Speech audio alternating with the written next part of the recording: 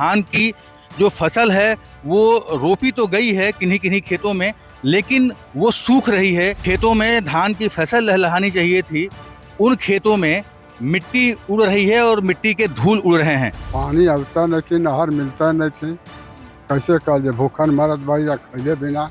न बोरिंग काम कर रहा है, ना बहाव नदी। सरकार हमारी है कि अभी तक कोई सूखा घोषित करने के लिए भी नवयुवक हैं, पढ़ लिखाई कर रहे हैं। हमारे गार्जियन जो हैं तो खुद अपने मतलब की खेती कर कर हमको पैसे देंगे तो पढ़ाई करने, जब वो पैदा ही नहीं होगा तो हम लोग पढ़ेंगे कैसे। जुलाई का अंतिम सप्ताह चल रहा है और इस वक्त हम हैं पूर्वांचल में। पूर्वांचल में चंदौली जनपद है यह, और चंदौली जनपद को धान का कटोरा कहा जाता है क्योंकि यहाँ पर धान की बहुत ही बेहतरीन किस्म की पैदावार होती है। लेकिन यहाँ पर अन्नदाता परेशान हैं। वजह क्या है? वजह यह है कि यहाँ पर बारिश नहीं हो रही है, जिसकी वजह से धान की खेती पिछड़ रही है। इस वक्त हम शिवनाथपुर के इलाके में हैं, चंदौली जनपद के। आप देख सकते हैं धान की जो फसल है वो रोपी तो गई है किन्हीं किन्हीं खेतों में, लेकिन वो सूख रही है, खेतों में दरारें पड़ रही हैं। वहीं ऐसे भी जो है खेत हैं जो सूखे पड़े हैं, बारिश न होने की वजह से पानी यहाँ नहीं है, और जिन खेतों में धान की फसल लहलहानी चाहिए थी, उन खेतों में मिट्टी उड़ रही है और मिट्टी के धूल उड़ रहे हैं। चंदौली जो है वो एक ऐसा इलाका है जहाँ पर कृषि प्रधान इलाका है, और ये यहाँ के जो किसान हैं वो कृषि पर ही आधारित हैं और इनकी आजीविका प्रमुख रूप से खेती किसानी से ही चलती है। हमारे साथ कुछ किसान हैं, इनसे बात करेंगे कि इन अन्नदाताओं का क्या कहना है। ये बताइए, क्या नाम है आपका? राकेश यादव सर। ये बताइए कि बारिश नहीं हो रही है तो धान की खेती कितनी प्रभावित हो रही है? सर कैसे हम लोग धान करें, पानी नहीं है, बिजली नहीं है, उसके बाद वो सिंचाई कोई की व्यवस्था नहीं है, क्या करें सर बताइए आप। ना उसके हम लोग के बाल बच्चे गृहस्थी, हम लोग अन्नदाता कहलाते हैं, चंदौली जिले के कटोरा कहलाते हैं, कोई व्यवस्था सर यहाँ नहीं है। बारिश नहीं हो रही है, नहरें भी नहीं है, पानी नहीं आ रहा है। क्या नाम है बाबा आपका? जयश्री। ये बताइए कि बारिश नहीं हो रही है तो कैसे काम चलेगा, धान की उपज कैसे होगी फिर?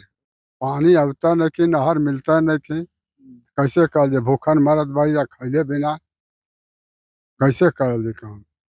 ये बताइए कि आप तो काफी बुजुर्ग हैं, जुलाई का अंतिम दिन लगभग चल रहा है ये कहा जाए, तो क्या है मतलब बारिश नहीं हो रही है तो धान की फसल कैसे होगी? धान बरखा होता नहीं तो कैसे फसल उपजी। धान रोपल सुखत बाटा, हमारे का दर्रा फरले बा, बिया सुखात बाटे, लड़के लड़का रोज बाने भूखन कैसे कर। कुछ और किसान हैं यहाँ पर अन्नदाता, इनसे हम बात करते हैं। वैसे क्या नाम है आपका? विवेक शरण, कहाँ के रहने वाले हैं विवेक जी? शिवनाथपुर। ये बताइए कि मैं देख रहा हूँ जिस खेत में हम लोग खड़े हैं धूल उड़ रही है, तो बारिश तो हुई नहीं इस बार, और जुलाई का अंतिम सप्ताह चल रहा है, तो धान की फसल पर कितना असर पड़ेगा और आपके लाइफ पर कितना असर पड़ेगा? धान के फसल पर 110% असर पड़ेगा और लाइफ पर 100%। इसलिए कि इस समय धान की संपूर्ण खेती हो जानी थी, लेकिन 20% क्या 10% भी नहीं हुआ। अब किसान कैसे उस धान जो अपना बोरिंग से किसी साधन से किसी प्रकार से कर लिए हैं, तो अब उसको कैसे दिलाएंगे। न बोरिंग काम कर रहा है, ना बहाव नदी कोई नहर, जो कि यहाँ पे टेल पे नहर है, जो कि धान का कटोरा कहता है पूर्वांचल का। पंडित कमलापति त्रिपाठी जी ने जो नारा दिया था, जो डैम वगैरह बनवाया था, लेकिन इसका कोई असर नहीं। और सरकार हमारी है कि अभी तक कोई सूखा घोषित करने के लिए भी कोई प्रारूप ही नहीं बना है अभी। तो सरकार से क्या मांगे, सूखाग्रस्त घोषित करे सरकार? सरकार से मांग सूखाग्रस्त न करे, सरकार सुविधा दे। सूखा कर देगी तो क्या मिल जाएगा। हमारा खेत जब रुपाई होगा, धान बढ़िया सिंचाई होगा, बढ़िया पैदावार होगा, तो ये ग्रामीण इलाका है साहब, इससे पूरा पूर्वांचल चल रहा है। निश्चित रूप से इंफ्रास्ट्रक्चर की कमी है, जैसा कि किसान साथी बता रहे हैं। कुछ और लोग हैं, क्या नाम है आपका? विवेक। विवेक जी, ये बताइए कि हम देख रहे हैं, हमने जो भी कई किलोमीटर तक हम लोगों ने भ्रमण किया यहाँ पर, तो ये देखने में आया कि कुछ किसानों ने तो खेती करी है, बहुत सारे खेत हैं जैसे परती पड़े हैं जिनको कहा जाता है पूर्वांचल की भाषा में। और दूसरा ये है कि अ, आसमान से जो है वो अ, बादल आँख मिचौली खेल रहे हैं, बारिश नहीं हो रही है, बादल घूम रहे हैं, पूरा आसमान नीला हुआ पड़ा है। ऐसे में जो कुछ लोग पंपिंग सेट लगा करके खेती कर रहे हैं, जिला रहे हैं धान की फसल को, तो वो तो काफ़ी महँगा पड़ेगा, बजट आपका भागेगा? बहुत ज़्यादा भागेगा। सर, किसान इतना दिक्कत में है इस समय कि हम ही लोगों का खुद जो है कि पूरा खेती ऐसे ही पड़ी है। अभी एक बीसा कहा जाता है वो भी नहीं रोपा गया है। तो मतलब बारिश नहीं हुई और पंपिंग सेट वगैरह की व्यवस्था नहीं हो पाई। एकदम बारिश भी नहीं हुई और बोरिंग तक छोड़ दिया, पानी छोड़ दिया पूरा। मतलब कि जो अभी पिछले महीनों में गर्मी पड़ी है, भीषण 45-48 डिग्री टेम्परेचर रहा है, उसकी वजह से जो है लेयर नीचे चला गया है। हाँ, बहुत बहुत। पिछले साल भी अच्छी बारिश हुआ बहुत। हम तो कहते हैं सर कि सरकार से मांग है हमारी कि सूखा घोषित करें। सूखा घोषित करें। कुछ और किसान हैं, युवा किसान हैं, क्या नाम है आपका? ये सर सूरज।